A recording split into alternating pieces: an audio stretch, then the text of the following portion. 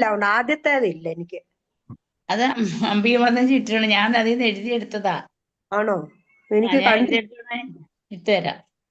ഞാനത് നോക്കിയിട്ടെല്ലാം കണ്ടില്ലേ, കൊറേ നോക്കിയിട്ട് അതിനകത്തുണ്ട്. ഇത് മാത്രം കണ്ടില്ല, അതിശ്ലോകം. ഞാൻ അതിൽ നിന്ന് എഴുതിയെടുത്തതാ. ഞാനത് നോക്കിയിട്ടെല്ലാം കണ്ടില്ലേ.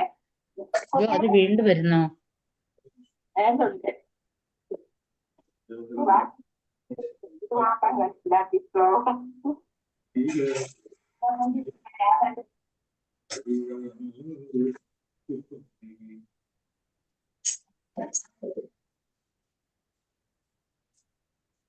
ഹരേ കൃഷ്ണ മാതാജി, ലൈവ് വന്നോ?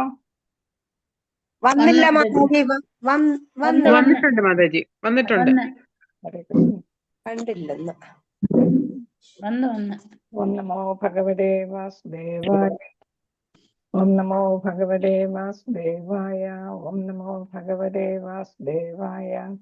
നാരായണം നമസ്കൃത്യം നരം ചൈവ നരോത്തമം ദേവീം സരസ്വതിം വ്യാസം തതോ ജയമുദീരയേ. നഷ്ടപ്രായേഷ ഭദ്രേഷു നിത്യം ഭാഗവത സേവയാ. ഭഗവതുത്തമ ശ്ലോകേ ഭക്തിർഭവതി നൈഷ്ഠികേ. മുഖം കരോതി വാചാലം ഭംഗം സ്വല്പം കഴിക്കുമത്. വന്ദേ ശ്രീഗുരും ദീനതാരിണം ശ്രീചൈതന്യമീശ്വരം പരമാനന്ദമാധവം. ഭൂമജ്ഞാനതിമിരാന്തസ്യ ജ്ഞാനാഞ്ജനശലാകയാ ചക്ഷുരുന്മീലിതം യേന തസ്മൈ ശ്രീഗുരവേ നമഃ. ശ്രീചൈതന്യമനോഭീഷ്ടം സ്ഥാപിതം യേന ഭൂതലേ സ്വയം ദദാതി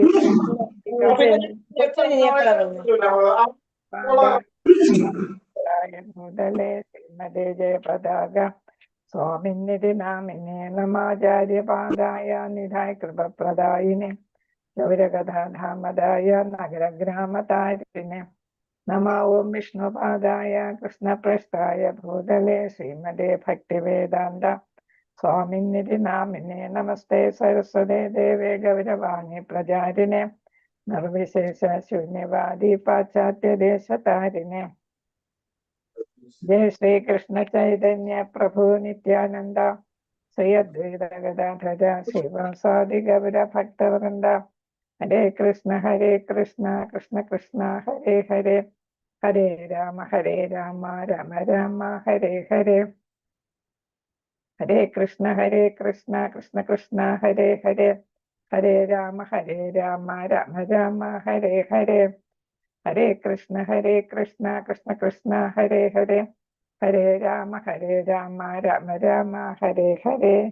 ഹരേ കൃഷ്ണ. ശ്രീ ശ്രീ രാധാ ഗോവിന്ദ മന്ദിർ ഇസ്കോൺ മാംഗ്ലൂരുവിന്റെ ലെവൽ 3 ഭക്തിരസാമൃത സിന്ധു ക്ലാസ്സിലേക്ക് എല്ലാവർക്കും സ്വാഗതം. എല്ലാവർക്കും പ്രണാമം. ഹരേ കൃഷ്ണ. കൃഷ്ണ മാതാജി. ഹരേ പ്രണാമം മാതാജി. പ്രണാമം. അപ്പൊ നമ്മൾ ഇന്നലെ പഠിച്ചുകൊണ്ടിരിക്കുന്ന ഏതാണ്? ആദരവ് പ്രകടിപ്പിക്കുന്നതിന്റെ കാര്യം പറയാണ് അല്ലെ.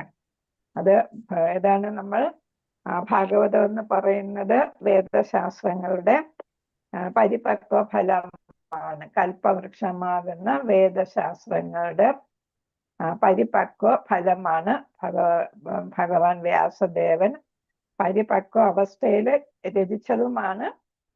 അതേപോലെ തന്നെ ഏറ്റവും പാകമായിട്ടുള്ള ഒരു മാമ്പഴത്തിനോടാണ് ഭാഗവതത്തിന് ഉപമിച്ചിരിക്കുന്നത്. അപ്പൊ അത് ശുഗയുടെ അല്ലെ തത്തയുടെ ചുണ്ടുകളാൽ കോറുമ്പോ അതിനെന്ത് കൂടുതലുണ്ടാകും? രുചി വളരെ കൂടുതലുണ്ടാകും. അതേപോലെ ഇവിടെ ശുഗ മഹർഷി, തത്ത തന്നെ ആയിരുന്ന ശുഗ മഹർഷി, അദ്ദേഹം പണ്ഡിതനാണ് അല്ലെ, ജ്ഞാനിയാണ്. അതേപോലെ തന്നെ എല്ലാ സദ്ഗുണങ്ങളും ഉള്ള ആളാണ്. എല്ലാം തികഞ്ഞ ജന്മന തന്നെ മുക്താത്മാവാണ് അദ്ദേഹം. അപ്പൊ അദ്ദേഹത്തിന്റെ ചുണ്ടുകളിലൂടെ പ്രവഹിച്ച ഈ ഭാഗവതം എന്താണ്? ഏറ്റവും പരിപക്വ ഫലമായിട്ട് കണക്കാക്കുന്നു. അതായത് എല്ലാവർക്കും അതിന്റെ പ്രയോജനം ശരിയായിട്ടുള്ള രീതിയിൽ കിട്ടുന്നതുമാണ്. അതേപോലെ ഗുരു പരമ്പരയെ കുറിച്ചാണ് അടുത്ത് പറയുന്നത്. എങ്ങനെയാണ് ഗുരു പരമ്പര വഴി ഇത് പകർന്നു നൽകിയത് എന്നാണ്. ഭഗവാൻ ബ്രഹ്മദേവന് ഉപദേശിച്ചു, നമ്മൾ ഭാഗവതത്തിലൊക്കെ പഠിക്കും. അല്ലാതെ തന്നെ നമ്മൾ പഠിച്ചിട്ടുണ്ട്. ബ്രഹ്മദേവൻ ഉപദേശിക്കുന്നു, ബ്രഹ്മദേവൻ നാരദ മഹർഷിക്ക് ഉപദേശിക്കുന്നു, നാരദ മഹർഷി വ്യാസദേവന്, വ്യാസദേവൻ ശുഗമഹർഷി സുതനായ മകനായ ശുഗമഹർഷിക്ക് ഉപദേശിക്കുന്നു. ശുഗമഹർഷി പരീക്ഷിത്ത് മഹാരാജാവിന് ശുഗമഹർഷി അവതരിപ്പിച്ചത് കേട്ടിട്ട് സൂത ഗോസ്വാമി നൈമിഷാരണ്യത്തില് എല്ലാ ഋഷിമാർക്കും അത് പകർന്നു കൊടുക്കുന്നു. അവരിൽ നിന്ന് നമുക്കെല്ലാവർക്കും പാരമ്പര്യമായിട്ട് ഗുരുശിക്ഷ പരമ്പരയിലൂടെ ഇത് പകർന്നു കിട്ടുകയും ചെയ്യുന്നു. അപ്പൊ ഇവിടെ പറയുന്നുണ്ട് ഇത് പരിപക്വ ഫലമാണ് എന്ന് പറയുന്നുണ്ട് അല്ലെ. ഹരേ കൃഷ്ണ. ഫലദായിത്വമാണ് വൃക്ഷത്തിന് ആദരവ് നേടിക്കൊടുക്കുന്നത്. പഴങ്ങളുടെ രാജാവായ മാമ്പഴം ഉൽപ്പാദിപ്പിക്കുന്നത് കൊണ്ടാണ് മാവ് വിലപ്പെട്ട വൃക്ഷമായി കണക്കാക്കപ്പെടുന്നത്. മാമ്പഴം ആ വൃക്ഷത്തിന്റെ മഹത്തായ സമ്മാനമാണ്. വേദവൃക്ഷത്തിന്റെ പക്വഫലമാണ് ശ്രീമദ് ഭാഗവതം. അപ്പൊ മാമ്പഴം പോലെയാണ് മാമ്പഴത്തോടാണ് ശ്രീമദ് ഭാഗവതത്തെ ഉപമിച്ചിരിക്കുന്നത്. അപ്പൊ ഭാഗവതം ഇതിന്റെ പരിപക്വഫലം മാവിന്റെ എന്നതുപോലെ വേദശാസ്ത്രങ്ങളുടെ പരിപക്വ ഫലമായിട്ടാണ് ശ്രീമദ് ഭാഗവതം വരുന്നത്. ഹരേ കൃഷ്ണ. ഇത് നമ്മൾ പറഞ്ഞതാണ്. ശുഗമഹർഷിയുടെ ചുണ്ടുകളിൽ നിന്ന് വീണ് പകർന്നു തന്നത് കൊണ്ട്. ഗുരുശിഷ്യ പരമ്പരയിൽ ഏറ്റവും പഴുത്ത മാമ്പഴം നമുക്കറിയാം. ചക്കയും മാങ്ങയൊക്കെ ഏറ്റവും മേളിലത്തെ ശിഖരത്തിൽ നിൽക്കുമ്പോ അത് പറിച്ചിട്ട് താഴെ വീണത് ചീത്തയായി പോകും അല്ലെ. അതേസമയം ഓരോ ശിഖരത്തിലൂടെ കടന്നു വന്നാലോ, അല്ലെങ്കിൽ ഓരോ ശിഖരത്തില് ഓരോരുത്തരും, നമ്മൾ കുട്ടികളുടെ ഒരു പടം മുമ്പ് നമ്മൾ ലെവൽ 1 കണ്ടിട്ടുണ്ടായിരിക്കും.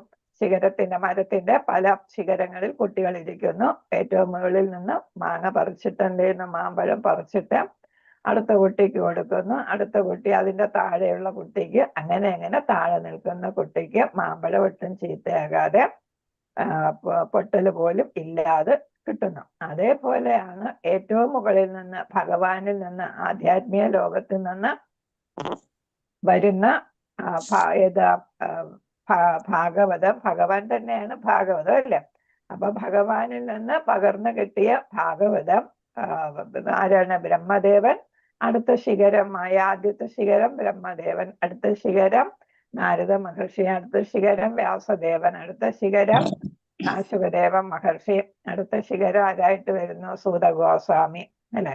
അപ്പൊ അങ്ങനെ നമ്മളിലെല്ലാം എത്തുന്നു. അപ്പൊ ഓരോ ശിഖരം വഴി, അതായത് ഗുരു ശിഷ്യ പരമ്പര വഴി വരുമ്പോ അതിന് എന്ത് വരുന്നില്ല, അത് തകരുന്നില്ല എന്നാണ് ഇവിടെ പറഞ്ഞിരിക്കുന്നത്. അതീന്ദ്രിയ ജ്ഞാനം അത് കാരണം ഗുരുശിഷ്യ പരമ്പരയിലൂടെ ആണ് പകർന്ന് നേടേണ്ടത് എന്നാണ് ഇവിടെ പറഞ്ഞിരിക്കുന്നത്. ഹരേ കൃഷ്ണ.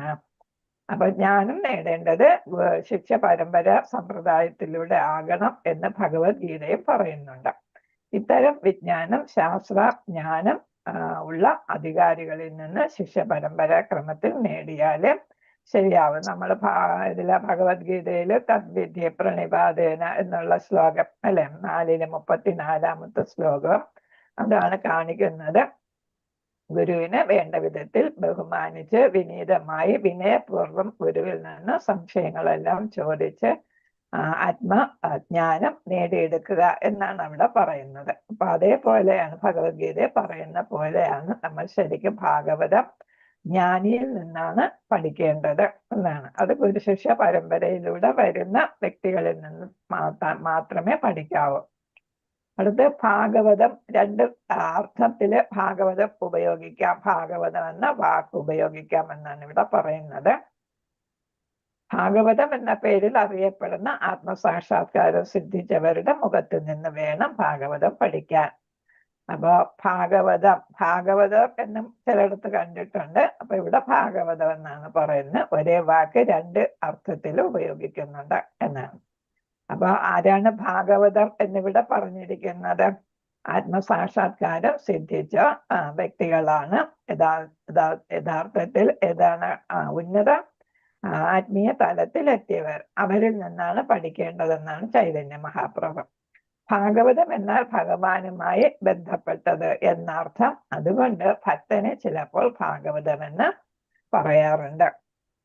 ഇപ്പൊ ഭഗവാനുമായിട്ട് ബന്ധപ്പെടുന്നത് ആരാണ്? ഭക്തനാണ് അല്ലെ? ശുദ്ധ ഭക്തരാണ് ഭഗവാനുമായിട്ട് ബന്ധപ്പെടുന്നത്. അതുകൊണ്ട് ആ ശുദ്ധ ഭക്തരെ ഭാഗവതം എന്ന് വിളിക്കാം.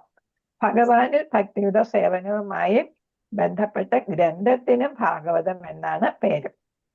ഇപ്പൊ ഭാഗവതത്തിൽ പറയുന്നതെല്ലാം ഭഗവാന്റെ തത്വങ്ങളും ഭഗവാന്റെ ലീലകളും അതേപോലെ തന്നെ ഭഗവാന്റെ ഭക്തരുടെ ലീലകളും ഒക്കെയാണ് അല്ലെ. അതിൽ ഭക്തർ എന്താ ചെയ്യുന്ന? ഭക്തിയുടെ സേവനമാണ് ചെയ്യുന്നത്. അങ്ങനെയാണ് അവർ ഭഗവാനുമായിട്ട് ബന്ധപ്പെട്ടിരിക്കുന്നത്. നമുക്ക് ഒരുപാട് ഉദാഹരണം അതിലുണ്ട് അല്ലേ. ഇപ്പൊ ആരൊക്കെയാണ്? പ്രഹ്ലാദ മഹാരാജാവ്, ധ്രുവ മഹാരാജാവ്, പൃഥു മഹാരാജാവ്, അങ്ങനെ ഇഷ്ടം പോലെ ഭക്തരുണ്ട്. അപ്പൊ അവരെല്ലാം എന്താണ്? ദേവന്മാരും എല്ലാവരും ഭക്തന്മാരാണ്. ശിവഭഗവാൻ എല്ലാവരും ഭക്തരാണ്. അപ്പൊ അങ്ങനെ ഏതാണ്? ഭാഗവതം എന്ന് പറയുമ്പോൾ ഭഗവാനിൽ ഭക്തിയുടെ സേവനം ചെയ്യുന്നതാണ്. അത് ഭക്തരാണ് ചെയ്യുന്നത്. അങ്ങനെ ഏതൊരു ഗ്രന്ഥത്തിനും ഭാഗവതം എന്ന് പറയും, ഭക്തനും ഭാഗവതം എന്ന് പറയും. രണ്ട് പേരില് ഒരേ വാക്ക് രണ്ട് അർത്ഥത്തിൽ ഉപയോഗിക്കുന്നു. ശ്രീമദ് ഭാഗവതത്തിന്റെ യഥാർത്ഥ രുചി ആസ്വദിക്കാൻ ഭാഗവതം എന്ന ആളിൽ നിന്ന് തന്നെ അത് പഠിക്കണമെന്ന് ചൈതന്യ മഹാപ്രഭു പറയുന്നു. ഭഗവാനുമായി ബന്ധപ്പെട്ട ശുദ്ധ ഭക്തരിൽ യഥാർത്ഥ ജ്ഞാനമുള്ളവരിൽ നിന്ന് വേണം ഭാഗവതം പഠിക്കാൻ എന്നാണ് ചൈതന്യ മഹാപ്രഭുവിന്റെ അഭിപ്രായം. ഇവിടെ അടുത്ത ശ്രീ ശുഗന്റെ യോഗ്യതയെ കുറിച്ചാണ് പറയുന്നത്. ശരിയായിട്ടുള്ള ജ്ഞാനിയാണ്, ഭക്തനാണ് എന്നതാണ് ഇവിടെ പറയുന്നത്. ഭക്തനിൽ നിന്ന് പഠിക്കണം, ജ്ഞാനിയിൽ നിന്ന് പഠിക്കണം എന്ന് പറയുമ്പോൾ ശുഗദേവ ഗോസ്വാമി അതിന് അർഹനാണോ എന്നുള്ളതാണ്. അമ്മയുടെ ഗർഭത്തിൽ വെച്ച് തന്നെ മുക്തനാണ് താനെങ്കിലും ശ്രീമദ് ഭാഗവതം ആസ്വദിച്ചതിന് ശേഷം താൻ വലിയ ഭക്തനായി തീർന്നുള്ളൂ എന്ന് ശുഗദേവ ഗോസ്വാമി തുറന്ന് സമ്മതിച്ചിട്ടുണ്ട്. അപ്പൊ ഇതാണ് ശുഗയായിട്ട് വാത്തികയുടെ അല്ലെ, അമ്മയുടെ പേര് വാത്തിക അല്ലെ, അമ്മയുടെ വായിലോട്ട് കയറിയതാണ് ശിവഭഗവാൻ ഓടിച്ചു വന്നപ്പോഴും. അപ്പൊ അവിടെ ഭഗവാൻ പാർവതിക്ക് പറഞ്ഞു കൊടുത്തതെല്ലാം ശിവതത്ത കേട്ടിട്ടാ വരുന്നത് അല്ലെ. മൂളി ഇരുന്ന് അവസാനം വേറെ പാർവതി ദേവി അല്ല, വേറെ ആരും മൂളിയെന്ന് കണ്ടാണ് നോക്കിയപ്പോ ഈ തത്തയെന്ന് കാണുന്നത്. അപ്പൊ അതിനെ കൊല്ലാനായിട്ട് ഓടിച്ചു. അത് ഓടി പറന്ന് എവിടെ എത്തി? വാത്തികയ്ക്ക് ആര് പറഞ്ഞു കൊടുക്കുന്നു? വ്യാസ ഭഗവാൻ ഭാഗവതം പറഞ്ഞു കൊടുക്കുന്നുണ്ട്.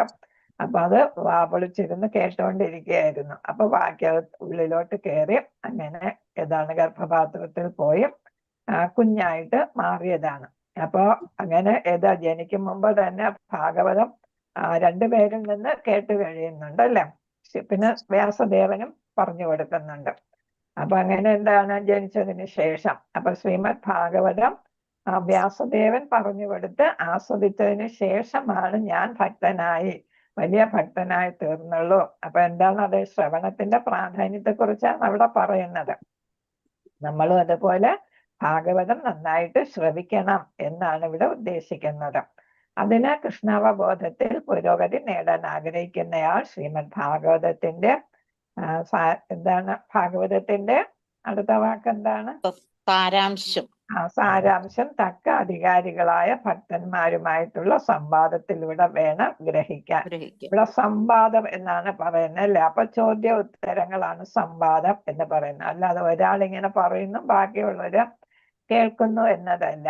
ഇപ്പൊ പരീക്ഷിത് മഹാരാജാവ് ചോദ്യങ്ങൾ ചോദിക്കുന്നു. പിന്നെ ശിവദേവൻ അതിനെല്ലാം മറുപടി ആയിട്ടാണ് ഭാഗവതം പകർന്നു കൊടുക്കുന്നത് അല്ലെ. അപ്പൊ ഇത് സംവാദത്തിലൂടെ വേണം കേൾക്കാൻ. അപ്പൊ ഉത്തമ അധികാരികളിൽ നിന്ന് സാരാംശം എന്ന് വെച്ചാൽ പ്രധാനപ്പെട്ട കാര്യങ്ങൾ വിട്ടുപോകാത്ത തരത്തിൽ എല്ലാം കേൾക്കുക. ഹരേ കൃഷ്ണ.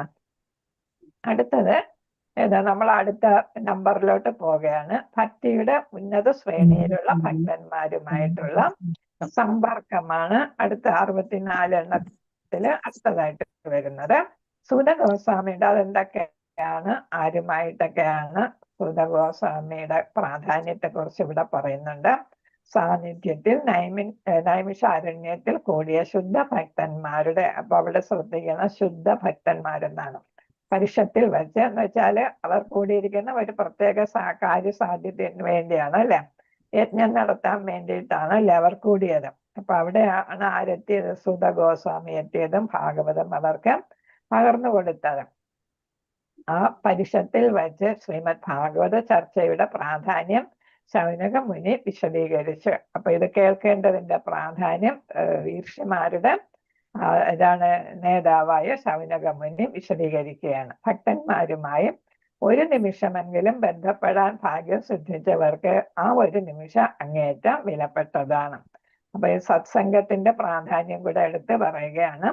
അപ്പൊ നമ്മൾ എപ്പോഴും ഭക്തന്മാരുമായിട്ട് ബന്ധം സ്ഥാപിക്കണം, അവരുമായിട്ട് എപ്പോഴും സംഗമം ഉണ്ടാകണം എന്നാണ്. അപ്പൊ കുറച്ചു നേരമാണെങ്കിൽ, ഒരു നിമിഷം എന്നാണ് ഇവിടെ പറയുന്നത്, അത്രയും നല്ലതാണ്, അതൊരു ഭാഗ്യമായിട്ടാണ് കണക്കാക്കുന്നത്. ആ ഒരു നിമിഷം അങ്ങേയറ്റം വിലപ്പെട്ടതാണ്. സ്വർലോകങ്ങളിലേക്ക് ഉയർത്തപ്പെടാൻ യോഗ്യമായ അഥവാ മുക്തി തന്നെ ലഭിക്കാൻ പര്യാപ്തമായ ധാർമ്മിക വൃത്തികൾ പോലും ആ നിമിഷത്തിന് സമാനമല്ല. നമ്മള് ഏതിലാ പഠിച്ച? ഉപദേശാമൃതത്തിൽ പഠിച്ചല്ലേ, ഭക്തന്മാരുമായിട്ട് ഭക്തി വീടാനായിട്ട് 6 കാര്യങ്ങൾ അവിടെ നമ്മൾ പഠിക്കുന്നുണ്ട്. അപ്പൊ അവിടെ എന്താണ്? ധാർമ്മിക വൃത്തികൾ ആ നിമിഷം. എത്ര നമ്മൾ ധാർമ്മിക വൃത്തികൾ എന്ന് പറഞ്ഞാൽ കർമ്മകാന്ഡം അനുസരിച്ചൊക്കെയുള്ള വേദങ്ങളിൽ പറയുന്ന കാർമ്മിക കർമ്മങ്ങളൊക്കെ എന്ന് വെച്ചാൽ അവിടെ അനുഷ്ഠാനം വരും. അപ്പൊ അതുപോലും ഏതിന്? ഈ സത്സംഗത്തിന്റെ ഒരു ശുദ്ധ ഭക്തനുമായിട്ടുള്ള സംഗമം, അതിൽ നിന്ന് കിട്ടുന്ന നേട്ടത്തിന്, ശ്രേഷ്ഠമായ നേട്ടത്തിന് കമ്പാരിസൺ ഇല്ല എന്നാണ് ഇവിടെ പറയുന്നത്. അപ്പൊ സ്വർഗത്തോ അല്ലെങ്കിൽ ഉപരിലോകങ്ങളിലോ പോകാം, അല്ലെങ്കിൽ മുക്തി തന്നെ, നമുക്ക് ധാമത്തിൽ തന്നെ എത്താനായിട്ട് സാധിക്കും. കാരണം എന്താ? സത്സംഗത്തിലൂടെയാണ് നമ്മൾ ഉന്നത ഭക്തന്മാരുമായിട്ട് ബന്ധപ്പെടുന്നതും അവരിൽ നിന്ന് ഭക്തിയുത സേവനം നമ്മൾ രാധമാതാജി മ്യൂട്ട് ചെയ്തോളൂ.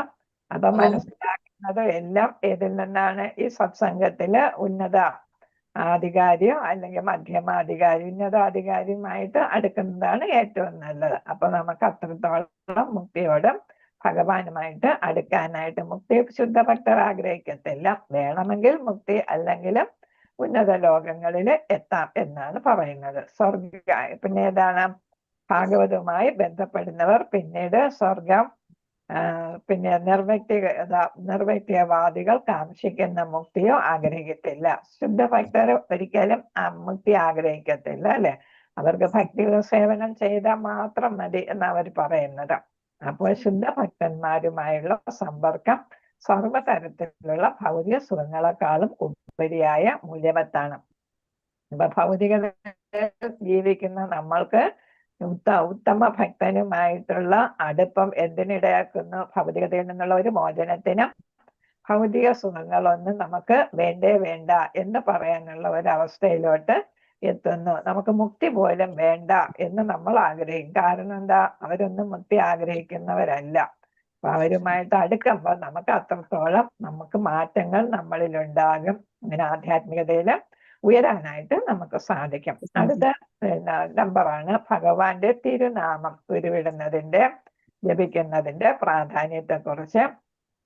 ഹരേ കൃഷ്ണ മന്ത്രം ഉരുവിടുന്നതിന്റെ പ്രാധാന്യത്തെ കുറിച്ച് ഭാഗവതം 2-ാം സ്കന്ധം 1:11 ശുകദേവ ഗോസ്വാമി പരീക്ഷത്തിനോട് ഇങ്ങനെ പറയുന്നു: രാജൻ, പരാപേക്ഷ കൂടാതെ ഒരാ ഹരേ കൃഷ്ണ മന്ത്രം ജപിക്കുന്നതിൽ തൽപരനാകുന്നെങ്കിൽ അതിനർത്ഥം അയാൾ സമ്പൂർണ്ണ ഘട്ടത്തിന്റെ ഉന്നത ശ്രേണിയിലെത്തിയിരിക്കുന്നു എന്നാണ്. പരാപേക്ഷ എന്ന് വെച്ചാൽ മറ്റുള്ളവരുടെ ഒരു നിർബന്ധമോ ഒന്നും ഇല്ലാതെ സ്വയം തോന്നിയിട്ട് അല്ലെ, സ്വന്തം താല്പര്യത്തിന് ഇഷ്ടം തോന്നി നമുക്കൊരു രുചി തോന്നുമെന്ന് പറയത്തില്ലേ. അപ്പൊ നിത്യം നമ്മൾ ഇത് ചെയ്യുമ്പോൾ നിഷ്ഠയോടെ നാമം ജപമൊക്കെ ചെയ്യുമ്പോൾ അവസാനം നമ്മൾ എന്ത് ചെയ്യും? അതിന് രുചി വരും. അങ്ങനെ നമ്മൾ ആരും നമ്മളെ പറയാതെ തന്നെ നമ്മൾ നാമജപം എല്ലാം നടത്തുന്നു. അപ്പൊ അങ്ങനെ വരുമ്പോ ആരുടെയും സഹായം ഇല്ലാതെ, നിർബന്ധമില്ലാതെ, ഉപദേശമില്ലാതെ തന്നെ നമുക്ക് ചെയ്യാനായിട്ട് സാധിക്കും. അങ്ങനെ ജപിക്കുകയാണെങ്കിൽ അദ്ദേഹം എന്ത് ചെയ്തു? സമ്പൂർണ്ണ ഘട്ടത്തിന്റെ എന്ന് വെച്ചാൽ ഉത്തമാധികാരിയായിട്ട് മാറിയിട്ടുണ്ട് എന്ന് വേണം ധരിക്കാൻ. ശുദ്ധ ഭക്തനായിട്ട് മാറി എന്ന് വേണം ധരിക്കാൻ എന്നാണ് ഭാഗവതത്തില് ആര് പറയുന്ന? പരീക്ഷിത്ത് മഹാരാജാവിനോട് ശുകദേവ മഹർഷി പറയുന്നത്. ഫലകാംക്ഷയോടെ പ്രവർത്തിക്കുന്ന കർമ്മികൾക്ക് ഭഗവാന് വിലയം പ്രാപിക്കാൻ അവർക്കും ഭഗവാന് വിലയം പ്രാപിക്കാൻ ആഗ്രഹിക്കുന്ന മുക്തിവാദികൾക്കും യോഗസിദ്ധിയുടെ പരിപൂർണതയ്ക്ക് വേണ്ടി പ്രവർത്തിക്കുന്ന യോഗികൾക്കും എല്ലാം ഹരേ കൃഷ്ണ സമ്പൂർണ്ണ ഘട്ടത്തിന്റെ സത്ഫലങ്ങൾ ഹരേ കൃഷ്ണ മഹാമന്ത്രം കൊണ്ട് നേടാവുന്നതാണ്. അപ്പൊ നമ്മൾ ഏത് വ്യക്തിരൂപത്തെ, ഭഗവാനെ വ്യക്തിരൂപത്തിൽ ആരാധിക്കുന്നവർക്ക് മാത്രമല്ല, ബ്രഹ്മനിൽ ലയിക്കാൻ ആഗ്രഹിക്കുന്ന നിർവ്യക്തിഗതവാദികൾക്കും അതേപോലെ തന്നെ അഷ്ടാംഗമാർഗം, അഷ്ടാംഗയോഗം തുടങ്ങിയവ ചെയ്ത് സിദ്ധികൾ നേടാനായിട്ട് ശ്രമിക്കുന്ന സിദ്ധർക്കും പിന്നെ ഏതാണ് മുക്തി ആഗ്രഹിക്കുന്ന മുക്തിവാദികൾക്കും എന്ന് വെച്ചാൽ എല്ലാവർക്കും തന്നെ ഭഗവാനിൽ ഏതാണ് വിശ്വാസം അത്രയ്ക്ക് വന്നിട്ടില്ലാത്തവർ പോലും ഹരേ കൃഷ്ണ മഹാമന്ത്രം ജപിക്കുകയാണെങ്കിൽ എന്ത് കിട്ടും?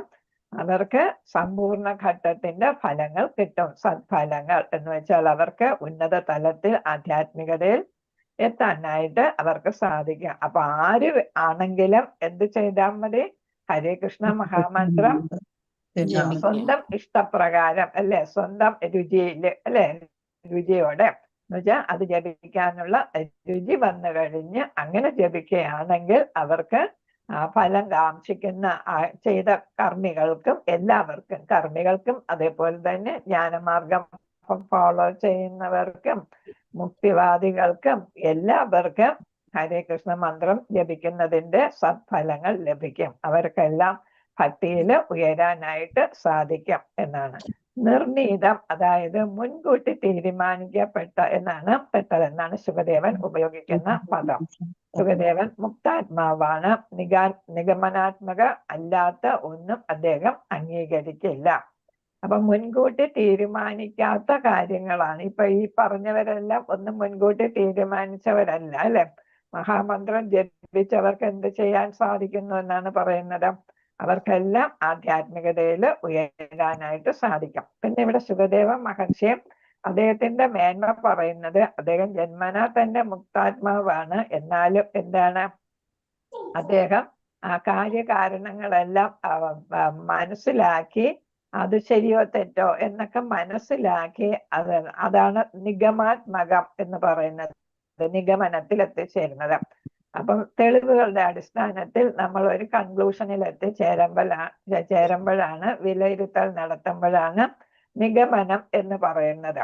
അങ്ങനെ ഇദ്ദേഹം എന്താണ്? ശുകമഹർഷി മുക്താത്മാവാണെങ്കിലും അദ്ദേഹം എല്ലാ വേദങ്ങളും ഉപനിഷത്തുകളും അതായത് എല്ലാ വേദഗ്രന്ഥങ്ങളും പുരാണങ്ങളും എല്ലാം എന്താണ് അദ്ദേഹം സ്വായത്തമാക്കി എന്നാണ് പറയുന്നത്. അങ്ങനെ അദ്ദേഹം യഥാർത്ഥ ജ്ഞാനിയായ ആളാണ്. അപ്പൊ അദ്ദേഹത്തിന് എല്ലാത്തിനും തെളിവുകൾ നിരത്താനായിട്ട് സാധിക്കും. അങ്ങനെ നിഗമനത്തിലെത്തിയ ആളാണ് ശുകമഹർഷി എന്നാണ് ഇവിടെ പറയുന്നത്. അപ്പൊ അതുകൊണ്ടാണ് അചഞ്ചലമായ ദൃഢവ്രതത്തോടെ ഹരേ കൃഷ്ണൻ ജപിക്കുന്ന ഘട്ടത്തിലെത്തിയിരിക്കുന്നയാള് ഫലകാംക്ഷയോടെയുള്ള പ്രവർത്തനങ്ങളുടെയും അഭ്യൂഹങ്ങളുടെയും സാധനകളുടെയും പരീക്ഷണങ്ങളിൽ വിജയം വരിച്ചവനായി കണക്കാക്കണമെന്ന് നിഗമനത്തിൽ ശുകദേവ ഗോസ്വാമി എത്തിച്ചേർന്നത്. അപ്പൊ എല്ലാ ഗ്രന്ഥങ്ങളും അദ്ദേഹം വളരെ അഗാധമായി പഠിച്ചിട്ട് ആണ് അദ്ദേഹം പറയുന്നത് ഹരേ കൃഷ്ണ ജപിക്കാനായിട്ട് സാധിക്കുന്ന ആളിന്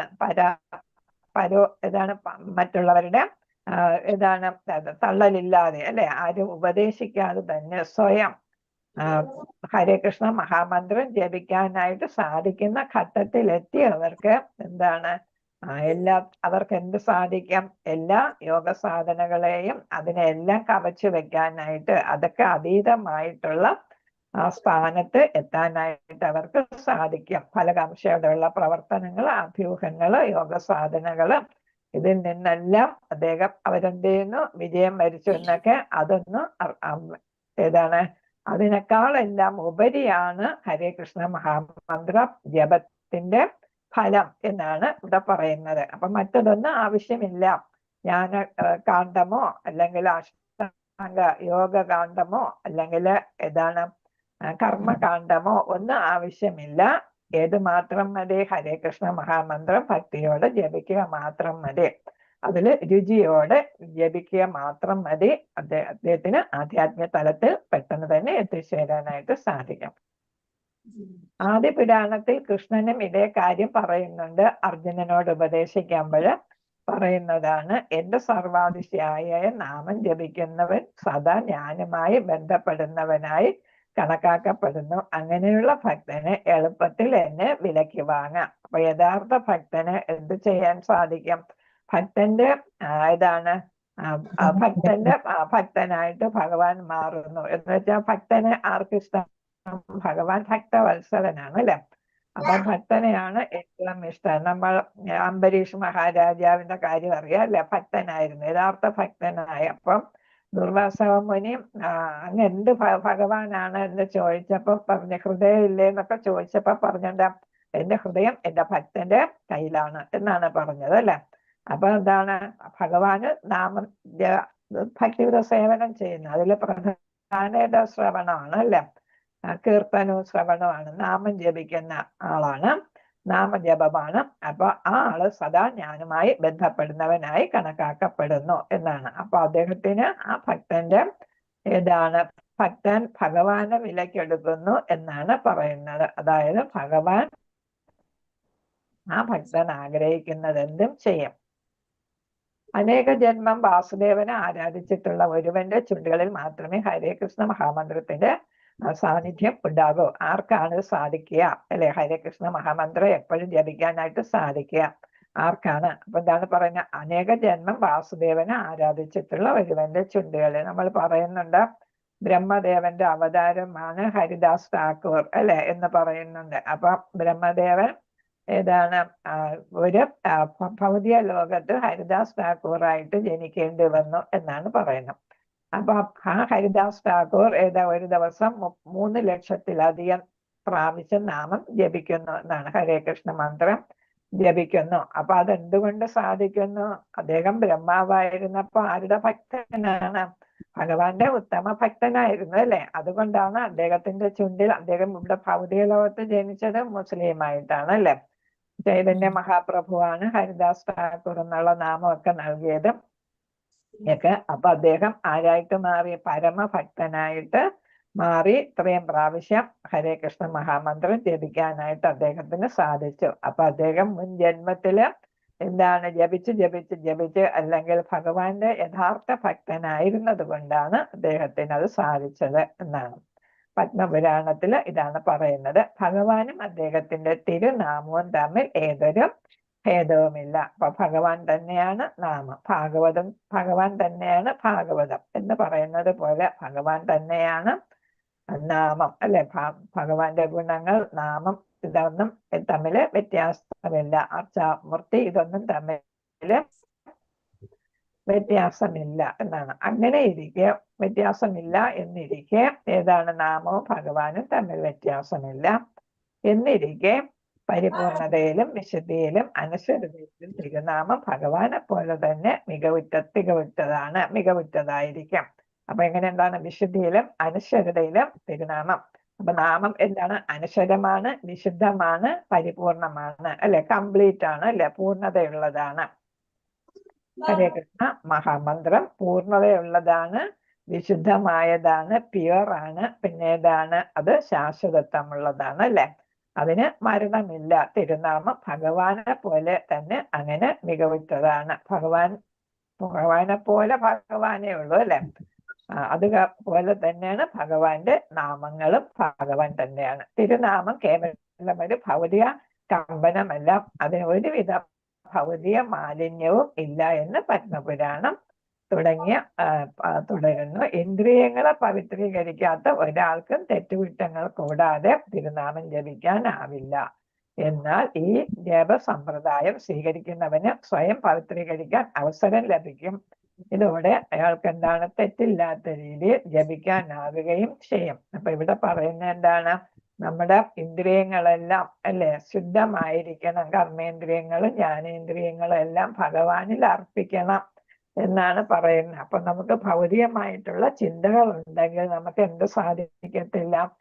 തെറ്റുകൂടാതെ അപരാധം ഇല്ലാതെ നാമം ജപിക്കാനായിട്ട് നമുക്ക് സാധിക്കത്തില്ല എന്നാണ്. അപ്പൊ അപരാധം നമ്മൾ ഇന്ദ്രിയങ്ങൾ നമ്മളെ സ്വാധീനിക്കുന്നത് കൊണ്ടാണ് അപരാധത്തിൽ നമ്മൾ പെടുന്നത്. പക്ഷെ ഭഗവാനെ പ്രാപിക്കണമെങ്കിൽ നമ്മൾ എന്ത് പാടില്ല?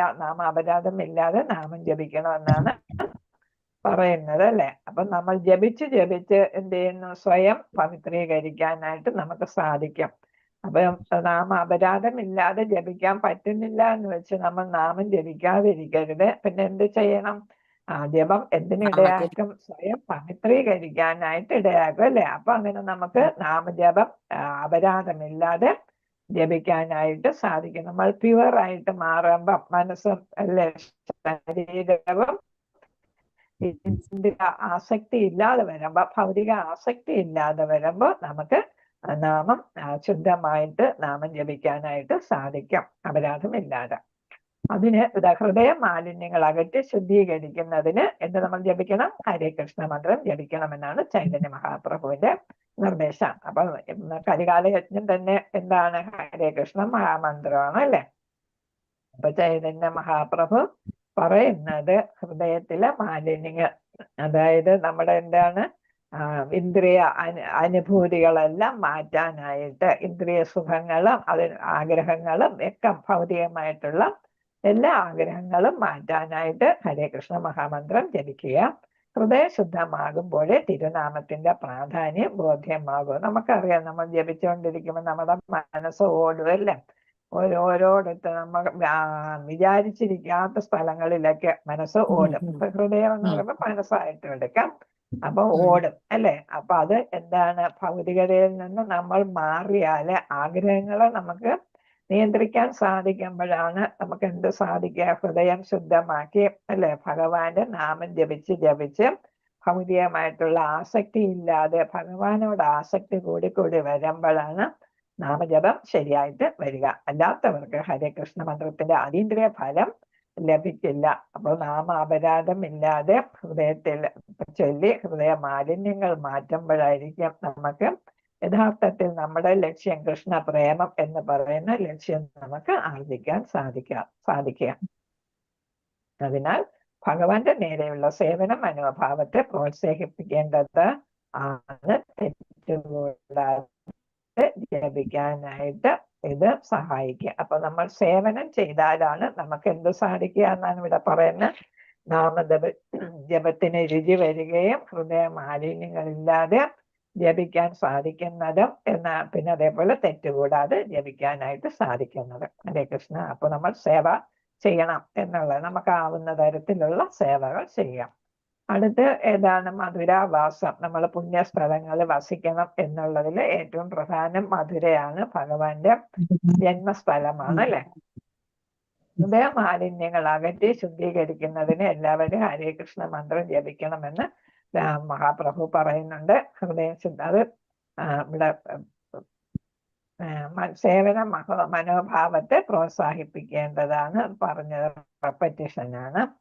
അടുത്ത് വരുന്നത് ബ്രഹ്മഭൂത ഘട്ടം. നമ്മൾ ഭഗവത്ഗീതയിൽ പഠിച്ചതാണ്. എല്ലാവരെയും സമഭാവനയോട് കാണാൻ പറ്റുന്ന ബ്രഹ്മഭൂത അവസ്ഥയിൽ എത്തുമ്പോഴാണ് എന്ത് ചെയ്യുന്നത്?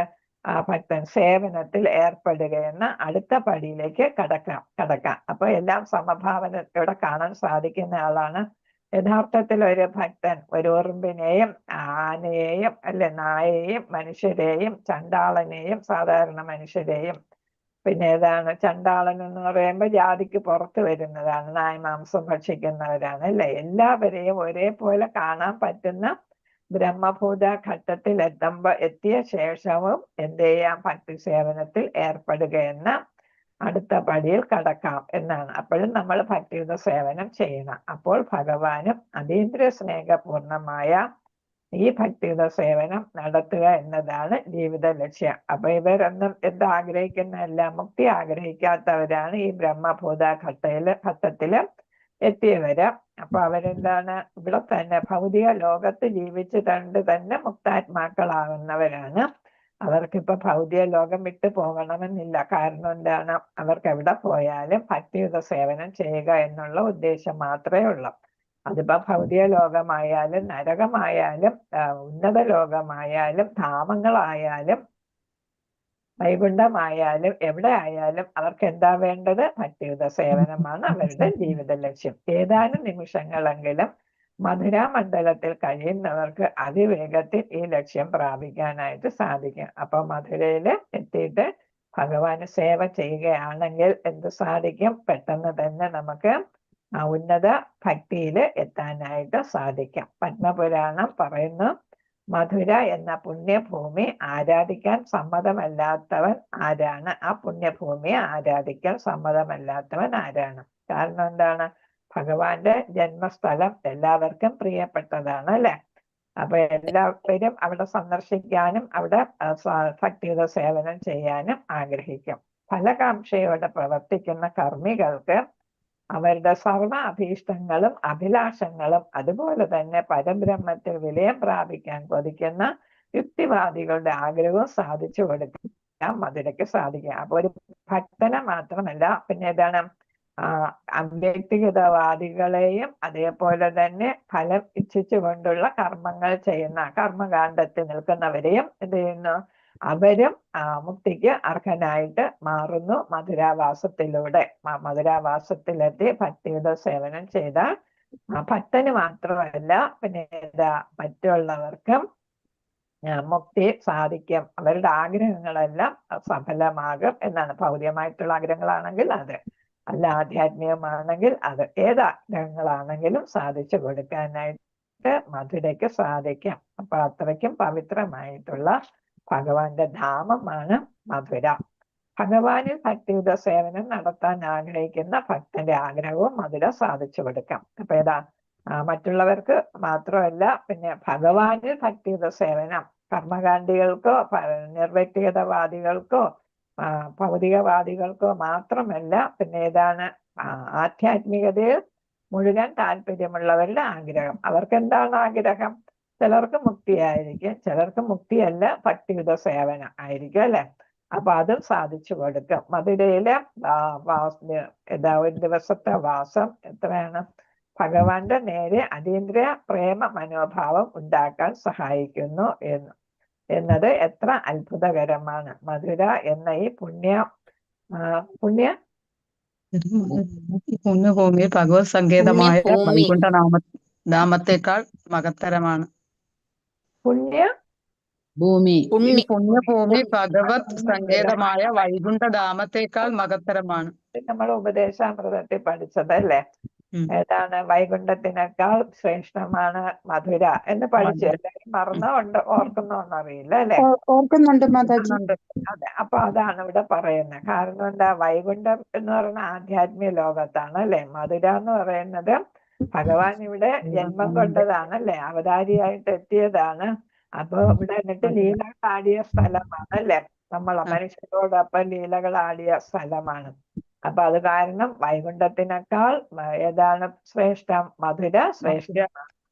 അതുകൊണ്ട് നമ്മൾ എന്ത് ചെയ്യണം? മധുര എന്ന് പറയുന്ന ആ പവിത്ര ധാമത്തിൽ നമ്മൾ സന്ദർശിക്കുക. താമസിക്കാൻ കുറച്ച് 1-2 ദിവസം ആയാലും എത്ര നിമിഷം താമസിക്കുന്നു അത്രയും നല്ലത് എന്നാണ് അല്ലെ? എത്ര നാൾ താമസിക്കുന്നു.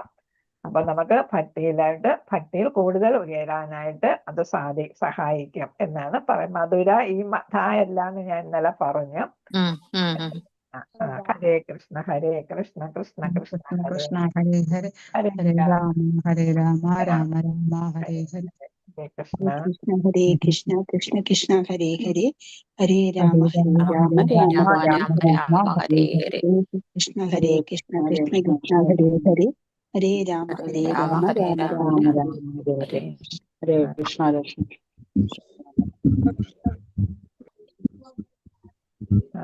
12 അധ്യായം കഴിഞ്ഞ് 13 ഞാന് പിന്നെ ക്വസ്റ്റ്യൻ ഇട്ടേക്കാം കേട്ടോ. ആധ്യാത്മിക ലോകത്ത് ലോകത്താണ്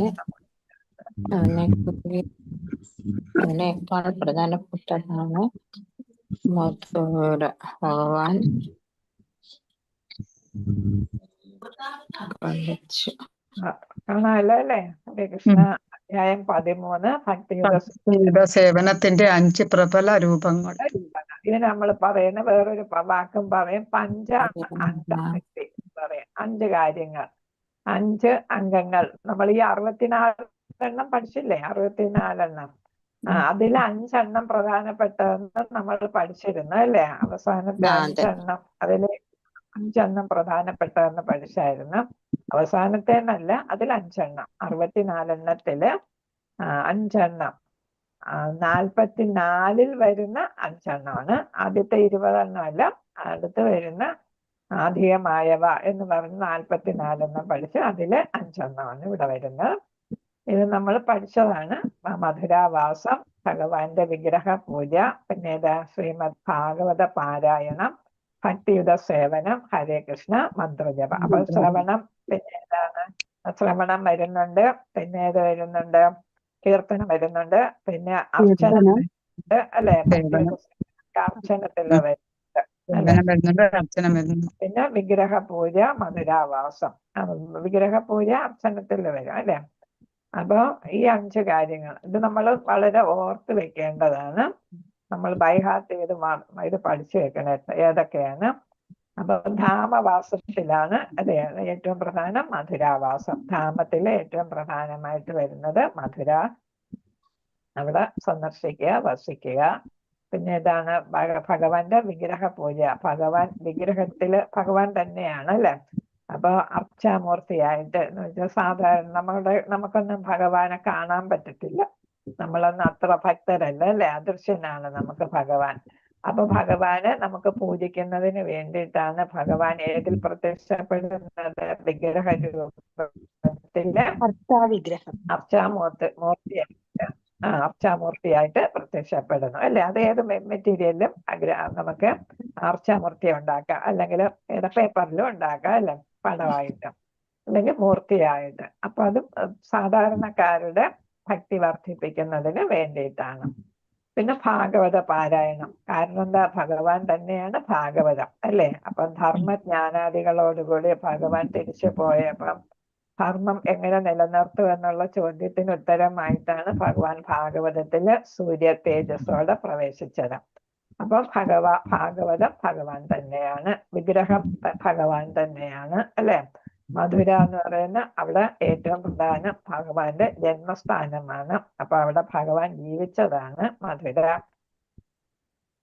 പിന്നെ ഏതാണ്? ഭക്തിയിൽ വരാനായിട്ട് നമ്മൾ ഭക്തസേവനം, ഭക്തനെ സേവിക്കണം. ഭക്തസേവനം അതായത് ഭക്തനെ സേവിക്കണം. പിന്നെ നമ്മൾ വിഗ്രഹ പൂജ എന്ന് പറയുമ്പോ ഭക്തിയുത സേവനം ഉണ്ടല്ലേ?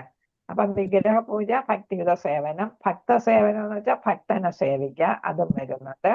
കാരണം ഭഗവാൻ ഏറ്റവും ഇഷ്ടം ഭക്തന്മാരെയാണ് അല്ലെ?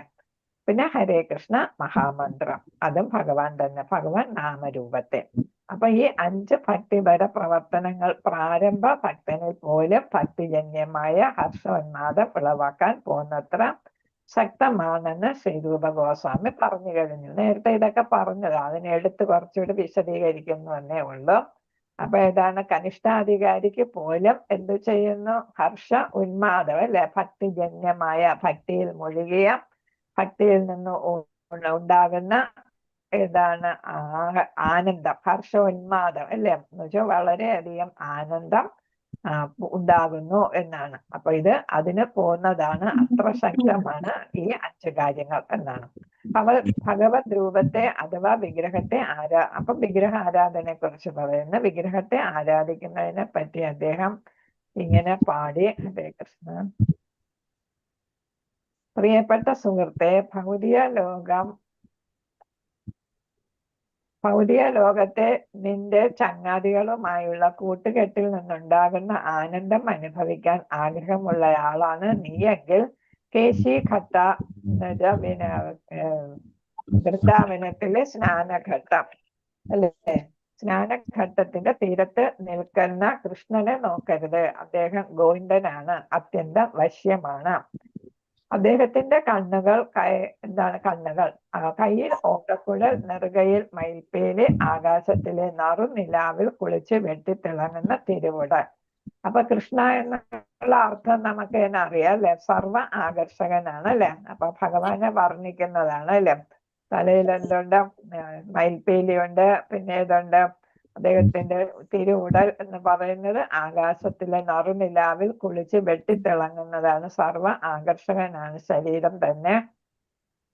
കയ്യിൽ എന്തുണ്ട്, ഓടക്കുഴൽ. ഓടക്കുഴൽ. എന്ന് പറയുന്നത് വെറും സാധാരണ മുള കൊണ്ട് ദ്വാരങ്ങൾ ഇട്ടതാണ്. പക്ഷെ ഭഗവാൻ അത് മീട്ടുമ്പോ എന്താണ്, എല്ലാ സ്വരങ്ങളും എല്ലാ ജീവജാലങ്ങളും സ്തംഭിച്ച് അത് ശ്രദ്ധിച്ച് അത് കേൾക്കാനായിട്ട് നിൽക്കും, കാതോർത്ത് നിൽക്കും എന്നാണ് പറയുന്നത്. അത്രയ്ക്ക് വശ്യമായിട്ടുള്ള പല പല രാഗങ്ങൾ, പലർക്ക് വേണ്ടി പല രാഗങ്ങൾ. ഇപ്പൊ മൃഗങ്ങൾക്ക് വേണ്ടിയിട്ട് ഓരോ തരം, മനുഷ്യർക്ക് വേണ്ടി, ഗോപികമാർക്ക് വേണ്ടിയിട്ട് അല്ലെ, സാധാരണ ഭക്തർക്ക് വേണ്ടിയിട്ട്, പിന്നെ ഏതാണ് നദിക്ക്, യമുന നദി ഒക്കെ അതിനൊക്കെ വേണ്ടിയിട്ട്, ആ തരത്തിൽ ഓരോരുത്തർക്കും വേണ്ടിയിട്ട് വിവിധ രാഗങ്ങൾ പുറപ്പെടുവിക്കാനായിട്ട്, രാഗത്തിൽ മീട്ടാനായിട്ട് ഭഗവാന് സാധിച്ചിരുന്നു അല്ലെ. അത്ര അദ്ദേഹം അത്യന്തം വശ്യമാണ്, എല്ലാവരെയും ആകർഷിക്കുന്ന ഗോവിന്ദനാണ്. അതുകൊണ്ട് അങ്ങോട്ട് നോക്കരുത്. കേശിയെ വധിച്ച സ്ഥലമാണ് കേശിഘട്ട് അല്ലെ, അത് സ്നാനഘട്ടമാണ്. ആ സ്നാനഘട്ടത്തില് യമുനയുടെ തീരത്ത് വരുന്നതാണ്. അവിടെ പോവുകയാണെങ്കിൽ ആര് ശ്രദ്ധിക്കരുത്, ഗോവിന്ദനെ ശ്രദ്ധിക്കരുത്. എന്ന് വെച്ചാൽ ഭൗതികത ആസ്വദിക്കാൻ ആഗ്രഹിക്കുന്നയാള് അങ്ങോട്ട് നോക്കിയാൽ അദ്ദേഹത്തിന്റെ, കൃഷ്ണന്റെ, ഭഗവാന്റെ സൗന്ദര്യത്തിൽ നമ്മൾ മുഴുകി ആരായിട്ട് മാറും, ഭക്തനായിട്ട് മാറും. പിന്നെ ഭൗതികതയിലോട്ട് നമുക്ക് തിരിച്ചു വരാൻ പറ്റത്തില്ല എന്നാണ് ഇവിടെ പറയുന്നത്. അത്രയ്ക്ക് ആകർഷിച്ച് ആരെയും ഭക്തനാക്കുന്ന ഒരു വശീകരണ അല്ലെ ശക്തിയാണ് ആരുടേത്, സൗന്ദര്യമാണ് ഗോവിന്ദന്റേത് എന്നാണ് പറയുന്നത്. വീട്ടിൽ വെച്ച് പൂജിക്കുന്ന ശ്രീമൂർത്തിയോട്, അതായത് കൃഷ്ണ വിഗ്രഹത്തോട് സ്നേഹമുള്ളയാൾ സമൂഹത്തോടും സുഹൃത്തുക്കളോടും മറ്റുമുള്ള ബന്ധം മറക്കും എന്ന് സാരം. അപ്പൊ നമ്മള് മൂർത്തി ആരാധന വീട്ടിൽ നടത്തിയാലും എന്താണ്, നമുക്ക് ഭൗതികമായിട്ടുള്ള താല്പര്യങ്ങളെല്ലാം നമുക്ക് കുറയും. ഭഗവാന്റെ വിഗ്രഹത്തോടായിരിക്കും നമുക്ക് കൂടുതൽ അടുപ്പം, ആസക്തി, ആഗ്രഹം അല്ലെ, അടുപ്പം വരിക എന്നാണ് പറയുന്നത്.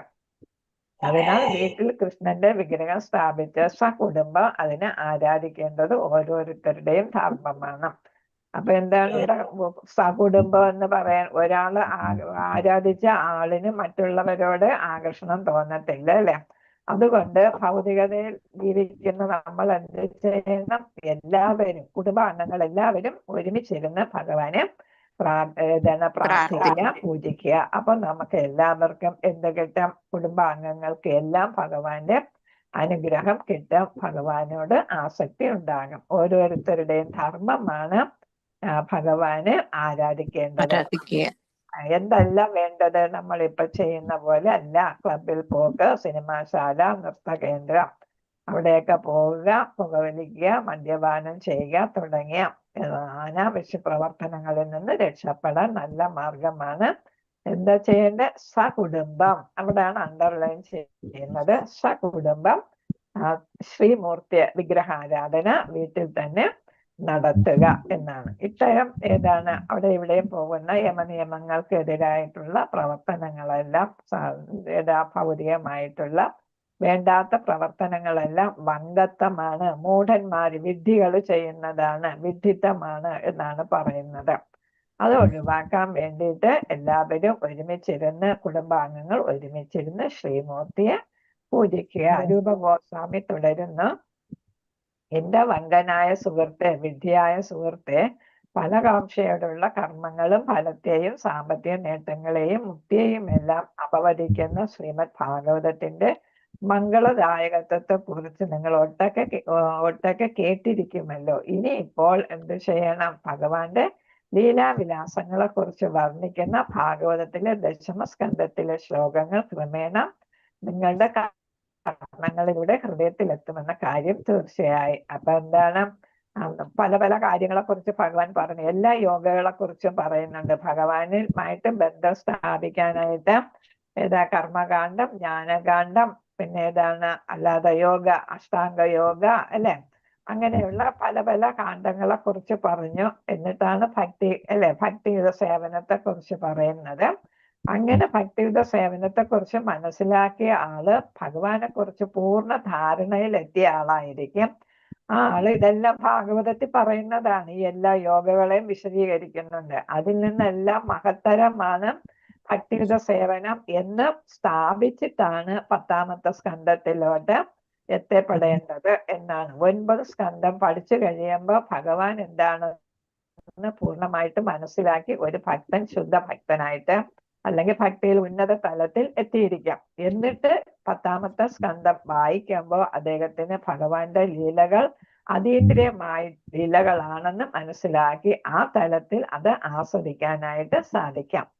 അപ്പൊ അത് ക്രമേണ നിങ്ങളുടെ കർണങ്ങളിലൂടെ ഹൃദയത്തിലെത്താം. എന്ന് വെച്ചാൽ എന്താണ്, നമ്മൾ കേൾക്കുന്നു അല്ലെ, ഭാഗവതം വായിച്ച് കേൾക്കുന്നു, കാണുന്നു, വായിക്കുന്നവർക്ക് കാണാനും കാണുകയും കേൾക്കുകയും കർണങ്ങൾ ശരിയല്ലേ, കേട്ട് എന്ത് ചെയ്യുന്നു, ഇതെല്ലാം നമ്മുടെ ഹൃദയത്തിൽ പതിക്കുന്നു. അപ്പൊ ഹൃദയ മാലിന്യങ്ങളെല്ലാം തുടച്ചു നീക്കാനായിട്ട് നമുക്ക് സാധിക്കാം. പക്ഷെ എന്ത് വേണം, 1 മുതൽ 9 വരെയുള്ളത് വായിച്ച് പഠിച്ചു കഴിഞ്ഞിട്ട് നമ്മൾ 10ലോട്ട് പോകാൻ പാടുള്ളൂ. ഭഗവാന് ശരിയായിട്ട് മനസ്സിലാക്കിയിട്ട് വേണം ഭഗവാന്റെ ലീലകൾ കേൾക്കാനും വായിക്കാനും.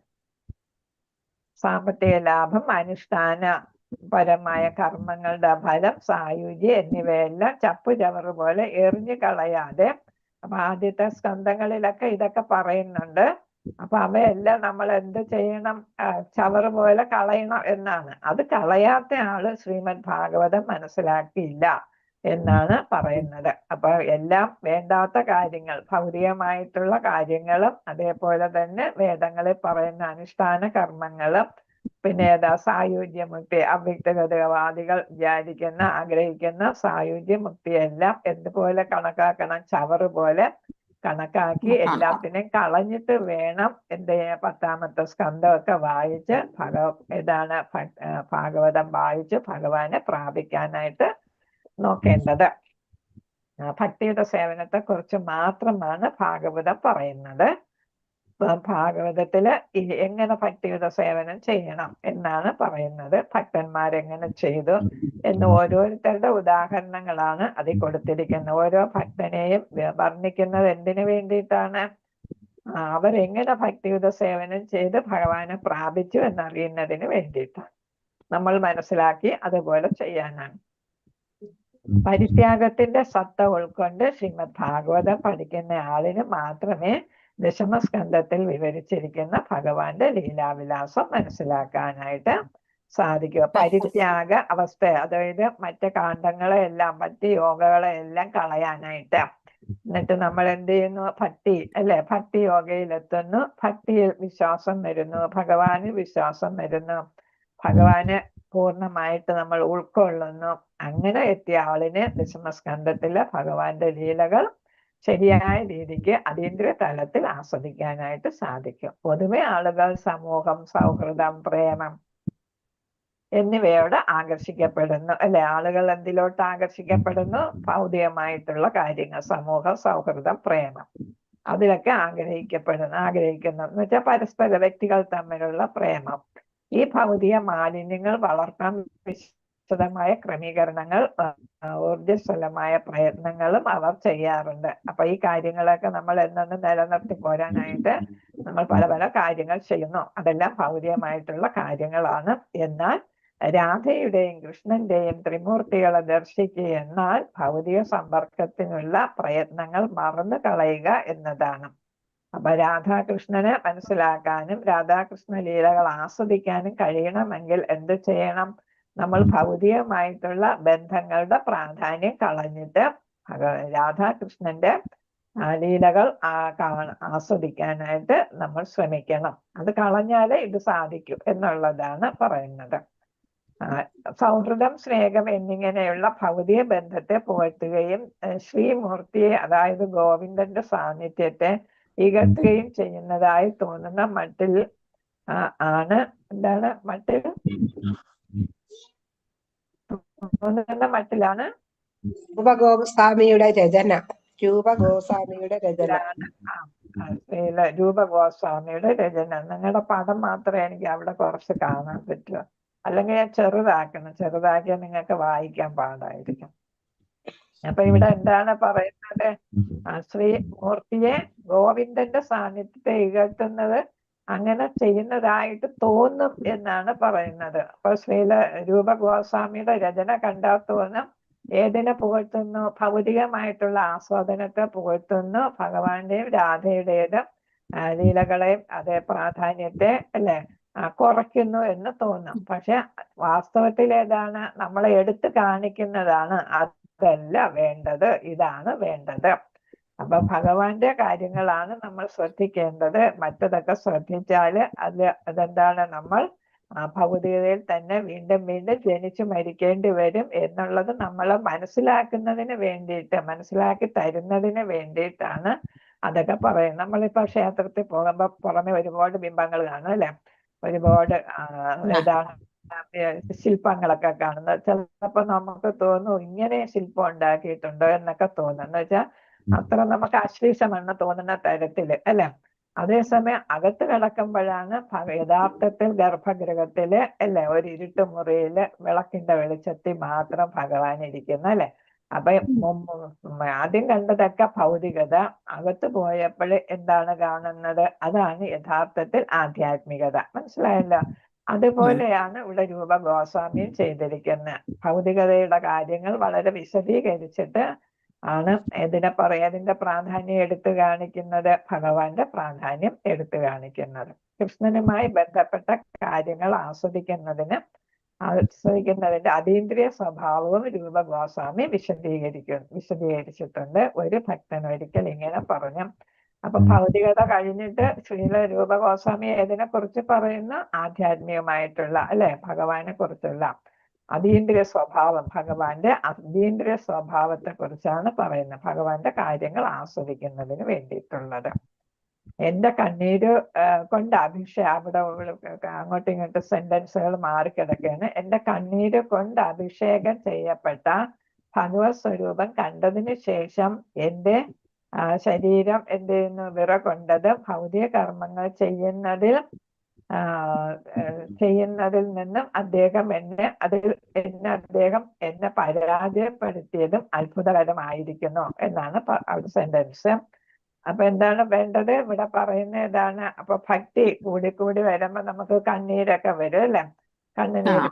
അപ്പൊ ആ കണ്ണുനീര് അതിലാണ് അഭിഷേകം ചെയ്തത് എന്നാണ് പറയുന്നത്. അപ്പൊ എന്താണ്? ശരീരം വിറകൊണ്ട് അങ്ങനെയുള്ള ഒരുപാട് കാര്യങ്ങൾ വന്നു. അപ്പൊ എന്നിട്ട് എന്താണ്? ഭൗതിക കർമ്മങ്ങൾ ചെയ്യുന്നതിൽ നിന്ന് എന്നെ അദ്ദേഹം പരാജയപ്പെടുത്തി, അത് അത്ഭുതകരമായിരിക്കുന്നു എന്നാണ് പറയുന്നത്. അപ്പൊ എന്താണ്? ഭഗവാൻ എന്ത് ചെയ്തു?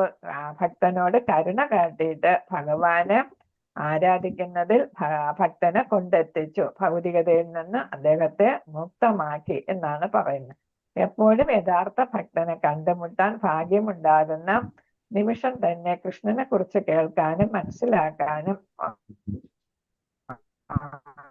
ഔത്സുക്യം അദ്ദേഹത്തിന് ഉണ്ടാകും എന്നാണ് പറയുന്നത്. അപ്പൊ യഥാർത്ഥ ഭക്തനെ കണ്ടുമുട്ടാൻ ഭാഗ്യമുണ്ടാകുന്ന നിമിഷം തന്നെ കൃഷ്ണനെ കുറിച്ച് കേൾക്കാനും മനസ്സിലാക്കാനും നമുക്ക് എന്തുണ്ടാകും? താല്പര്യം ഉണ്ടാകും. അദ്ദേഹത്തിന്റെ അടുത്ത് പോകാൻ ഞാൻ ആഗ്രഹിക്കുന്നു എന്നാണ് പറയുന്നത്. അപ്പൊ എന്താണ്? ഭഗവാന് ശുദ്ധ ഭക്തന്മാരുമായിട്ടുള്ള അടുപ്പം കാത്തു സൂക്ഷിക്കാനും അല്ലെങ്കിൽ അടുപ്പം ഉണ്ടാക്കാനും മറ്റും ഞാൻ ആഗ്രഹിക്കുന്നു എന്നാണ് ഇവിടെ ആ ഭക്തൻ പറഞ്ഞിരിക്കുന്നത്.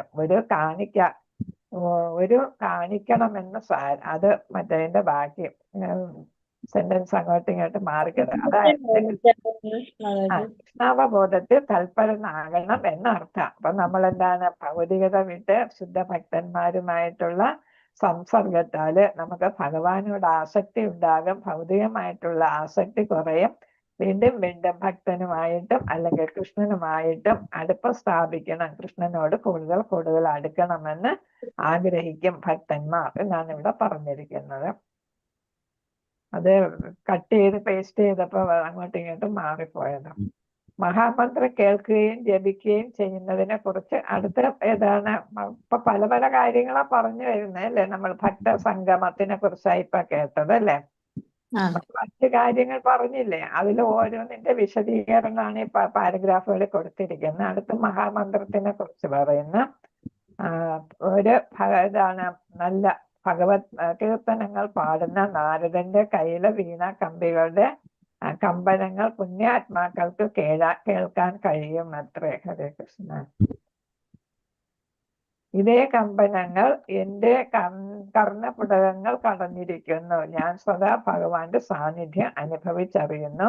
ഭൗതിക സുഖത്തോടുള്ള എന്റെ ആസക്തി ക്രമേണ ഇല്ലാതാകുന്നു. അപ്പൊ നാമജപത്തിന്റെ പ്രാധാന്യം എന്ന് പറയുന്നത് ആരാണ്? ഏറ്റവും വലിയ ഒരു ഭക്തൻ കൂടെയാണല്ലോ നാരദ മഹർഷി. അദ്ദേഹം എല്ലായിടത്തും എല്ലാ ലോകങ്ങളിലും സഞ്ചരിച്ച് 14 ലോകങ്ങളിലും സഞ്ചരിച്ച് നാരായണ നാരായണ നാരായണന്റെ നാമം പ്രകീർത്തിക്കുന്നു. വേണ്ടവർക്കെല്ലാം ഭക്തിയിലോട്ട് വരാനായിട്ട് ഉപദേശം കൊടുക്കുന്നു അല്ലെ. ധ്രുവനും പ്രഹ്ലാദനും അങ്ങനെ എല്ലാവർക്കും ഉപദേശം കൊടുക്കുന്നുണ്ട്. അപ്പൊ എന്താണ് അങ്ങനെ അത് വെറും ശബ്ദമല്ല. കമ്പനങ്ങൾ എന്ന് വെച്ചാൽ വെറും ശബ്ദകോശമല്ല. ആ ശബ്ദം എവിടെ തുളച്ചു കയറിയിരിക്കുന്നു?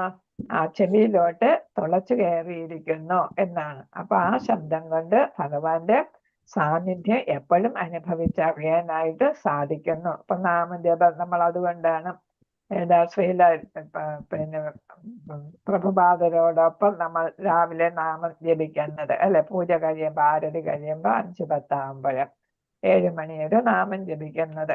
കാരണം എന്താണ്? ശ്രദ്ധ അതിലോട്ട് തന്നെ നിൽക്കാനായിട്ട്.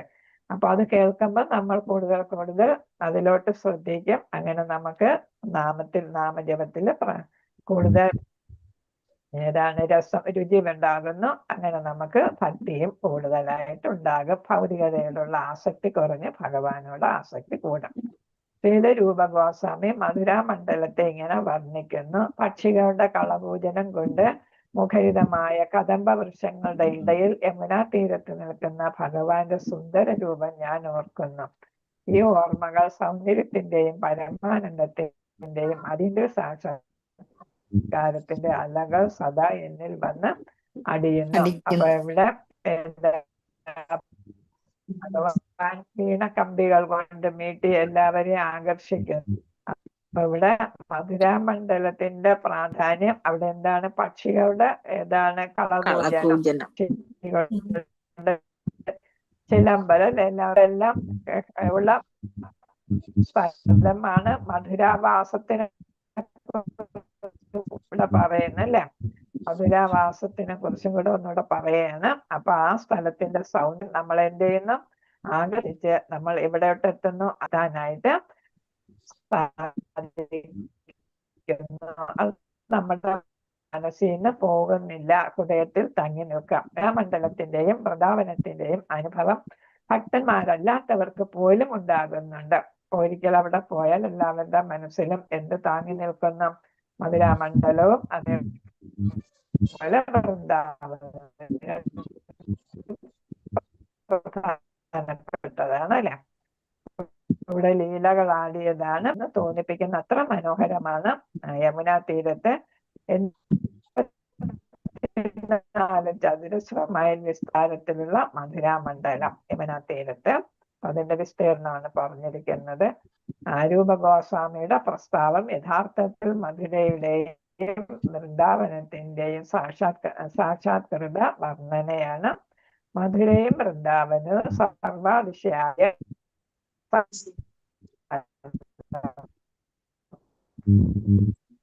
ആണ് സ്ഥിതി ചെയ്യുന്നതെന്ന് ഈ വിശേഷണങ്ങൾ തെളിയിക്കുന്നു. ഇല്ലെങ്കിൽ ഈ സ്ഥലമായിരുന്നു ഇല്ല. ഇത്തരം അതീന്ദ്രിയ ഭാവങ്ങൾ മധുരയിലോ വൃന്ദത്തിലോ കലക്കുന്ന നിമിഷത്തിൽ തന്നെ മാറ്റമില്ലാതെ നമ്മിൽ ഉണർത്തപ്പെടുന്നു. അപ്പൊ ഇതാണല്ലേ മധുര ഭഗവാന്റെ ജന്മം.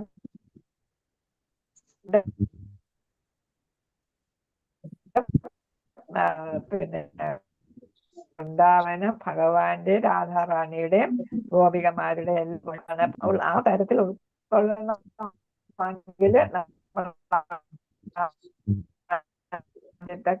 സ്കന്ധങ്ങൾ പഠിച്ചു വരണം എന്ന് പറയുന്നത്.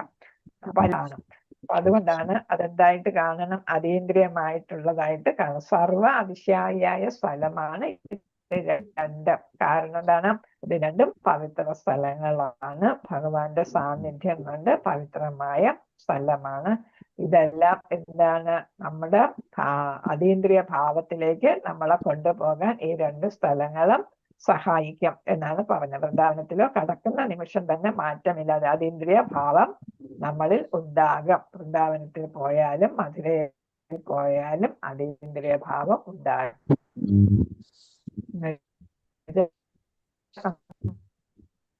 നമ്മൾ ഭൗതികതയിൽ നിന്ന് അകലും. പറയുന്നു, സേവനത്തെ കുറിച്ചുള്ള ഈ പ്രസ്താവനകൾ അതിശയോക്തിപരമെന്ന് തോന്നിയേക്കാം. എന്നാൽ ഇതിൽ അതിശയോക്തി സ്പർശമേ ഇല്ല. മതഗ്രന്ഥങ്ങൾ അനുസരിച്ച് പല ഭക്തന്മാർക്ക് ഇത്തരം സമ്പർക്കത്തിന്റെ ഫലമുണ്ടായത് വളരെ പെട്ടെന്നായിരുന്നു. എല്ലാവർക്കും ഇത് സാധിച്ചിട്ടില്ലെങ്കിലും, ഉദാഹരണത്തിന് ക്ഷേത്രത്തിലെ സുഗന്ധ വസ്തുക്കൾ കാണിച്ച നിമിഷത്തിൽ തന്നെ കുമാരന്മാർ ഭക്തരായി തീർന്നു. കൃഷ്ണനെ കുറിച്ച് കേൾക്കുന്ന നിമിഷത്തിൽ തന്നെ തന്റെ സുന്ദരിയായ കാമിയെ പോലും ഉപേക്ഷിച്ച വില്യമംഗലം ഠാക്കൂർ മധുരയിലും വൃന്ദാവനത്തിലും എത്തി ഒരു തികഞ്ഞ വൈഷ്ണവനായിട്ട് മാറി. അപ്പൊ ഇത് നമുക്ക് അറിയാവുന്ന കാര്യമാണ്. ഏതാണ്? 4 കുമാരന്മാർ ബ്രഹ്മവാദികളായിരുന്നു അല്ലെ. അപ്പൊ വൈകുണ്ഠത്തിൽ പോയി ജയവിജയന്മാരൊക്കെ കടത്തിവിടാതിരുന്നു. അപ്പൊ അവിടെ വെച്ച് ഭഗവാൻ എത്തി. ഒരു ശാപമെല്ലാം കഴിയുമ്പോ ഭഗവാൻ വരുന്നു. ഈ മുനികുമാരന്മാരെ കാണുന്നു. അപ്പൊ അദ്ദേഹത്തിന്റെ പൂമാലയിൽ നിന്നുള്ള മണം, അതില് ഏതാണ്? പൂമാലയിൽ നിന്നുള്ള തുളസി ദളത്തിന്റെ മണം, അതേപോലെ കാൽപാദങ്ങളിലും പതിച്ച തുളസി ദളത്തിന്റെ ഒക്കെ മണം കൊണ്ടാണ് ആകൃഷ്ടരായത് കുമാരന്മാർ ഭഗവാന്റെ ഉത്തമ ഭക്തരായിട്ട് മാറിയത് എന്നാണ് പറയുന്നത്. അതേപോലെ തന്നെ വില്യമംഗലം ഠാക്കൂർ എന്താണ്?